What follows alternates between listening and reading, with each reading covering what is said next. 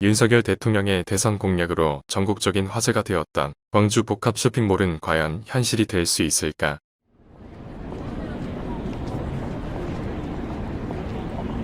광주 복합 쇼핑몰 유치가 윤 정부의 광주광역시 7대 공약 15대 정책과제에 담기면서 유통 3사가 과열 경쟁을 벌이는 모습을 보였지만 막상 지난 9월 광주시가 사업 제안서 접수를 시작하자 2달이 넘도록 제안서를 접수한 기업은 없었다.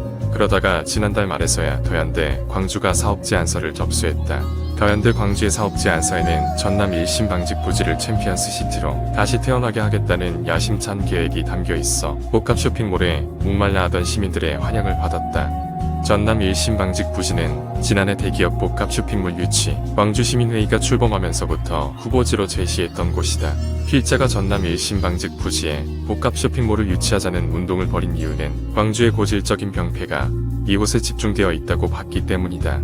많은 시민이 원하고 부러워하고 있음에도 불구하고 전국에 다 있는 복합 쇼핑몰 하나도 들어설 수 없게 만드는 왜곡된 여러수령 구조와 자유시장 경제가 주는 풍요를 누리라는 욕구를 천시하고 고고한청 무슨 정신을 앞세워 절제와 보존만을 강조하는 농경사회 조선 사대부를 꼭 닮은 시민단체의 행태가 이곳에서 고스란히 제한되고 있었다. 전남 1심 방직은 도심에 자리하고 있어서 1994년부터 시외곽공단으로 이전하기로 합의했던 곳이다.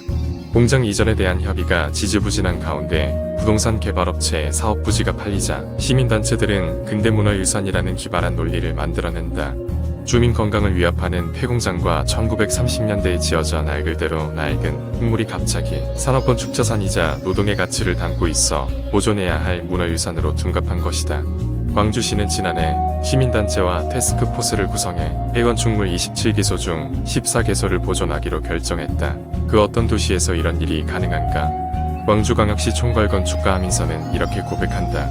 보존의 양에서 전국에서 유례를 찾아볼 수 없다. 이것이 광주다움이다. 광주 복합 쇼핑몰 유치가 거스를 수 없는 대세가 되자 그동안 지역 상권이 초토화된다며 반대하던 단체들의 목소리가 잦아들었다. 필자와 방송 토론에서 맞섰던 시민단체의 입장도 무조건 반대에서 조건부 찬성으로 바뀌었다. 이제 광주 복합 쇼핑몰을 대놓고 반대하는 단체는 찾아보기 힘들 지경이다. 그런데 더현대 광주의 사업 제안서가 발표되자 시민단체 반대의 목소리가 다시 꿈틀대고 있다. 광주의 내로라 하는 17개 시민단체가 망라된 전남 1심 방직 부지 공공성 확보를 위한 시민대책위원회는 지난 24일 광주광역시청 정문 앞에서 기자회견을 열고 민간 사업자의 탐욕만 남아 자본의 뜻대로 설계되도록 내버려 두지 않겠다고 선언했다. 광주광역시의회는 12월 7일 전남 1심 방직 부지 제대로 개발 활성화 어떻게 할 것인가 를 주제로 정책 토론회를 개최했다. 복합 쇼핑몰 반대를 방직 부지 개발 공공기여 문제로 우회하여 열어나가려는 움직임이다. 공장 보존 태스크포스 참여위원인 천득영 한국하코남진흥원장은 주제 발표에서 13차례 회의를 통해 전문가 의견 수렴한 결과 건물 14동의 보존을 제안했으나 더현대는 이를 충실히 반영하지 않았다며 오래된 건축물을 없애는 것은 옳지 않다.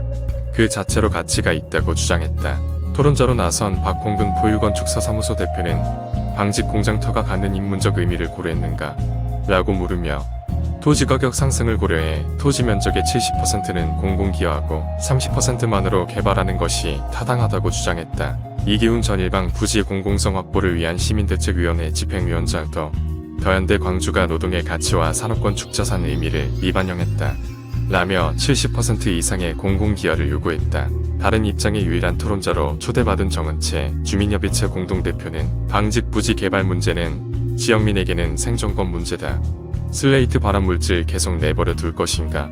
보존 가치가 있다는 건축물이 친일잔재 부산물 아닌가? 7에서 80년대에 지어진 식당과 기숙사가 근대 건축물이라서 보존해야 한다면 30년 후에 기아자동차 공장이 이전하면 그 식당과 기숙사도 보존할 것인가? 라고 반박했다. 공공성만 강조하다가 고금리 시대의 시행사가 부도나면 그 피해는 주민들에게 온다. 는 정은채 주민협의체 대표의 경고는 외지에서 살면서 전문가로 초빙받아온 다른 토론자들과 달리 지역에서 발 딛고 살아가는 현지 생활인의 생생한 목소리였다. 청중 발언 시간에는 병실연과 환경운동연합 소속이라고 밝힌 분들이 공공기여를 대폭 늘리라는 주장을 했지만 임동주민이라고 자신을 소개한 박한표 씨는 교통문제 등 주민들이 겪고 있는 어려움이 많지만 30년간 방치된 방직 부지 개발에 착수하는 것이 우선이라고 했다. 마지막 발언 기회를 어렵게 얻은 임동주민 김복순 씨는 본인도 20년 넘도록 광주 역사문화 보존 운동을 해왔다고 밝히며 가운데의 제안서에 따르면 공공기여량은 충분하다. 다른 광역시와 같은 생활문화 편의시설을 제공받고 싶다. 학자나 전문가 입장에서만 보지 말고 광주 시민이 진정 원하는 것이 무엇인지 봐달라. 빠른 개발을 원한다고 호소했다. 광주는 민주화의 도시라는 역사성과 대안의 부재라는 현실에서 시민단체와 특정 정당에 대한 지지가 유난하다. 개인의 불편과 손해를 감수하면서라도 공공의 이익을 내세운 시민단체와 특정 정당의 지지를 몰아줬다. 이런 관성에 각성의 계기가 된 것이 복합 쇼핑몰이다. 고고한 정신보다 자유시장 경제가 주는 기회와 풍요를 당당하게 선택하게 만든 계기가 근대문화 일선으로 포장된 방직 부지 개발 문제다. 속도보다 방향이라느니 협상은 한 개라도 더 얻어내자는 것인데 서두르다 보면 협상에서 손해를 볼 것이라는 현대판 선비들의 가르침에 시민들은 꽃방귀를 날린다. 지나친 공공기여를 강요하면 그 피해는 결국 소비자인 시민들에게 되돌아온다는 것을 경험적으로 터득한 때문이다. 전국에서 유례가 없는 보조를 요구하고 대지의 70%를 내놓고 30%만 갖고 개발하라는 무리한 요구를 하면 다른 기업들이 줄줄이 들어오고 싶을까?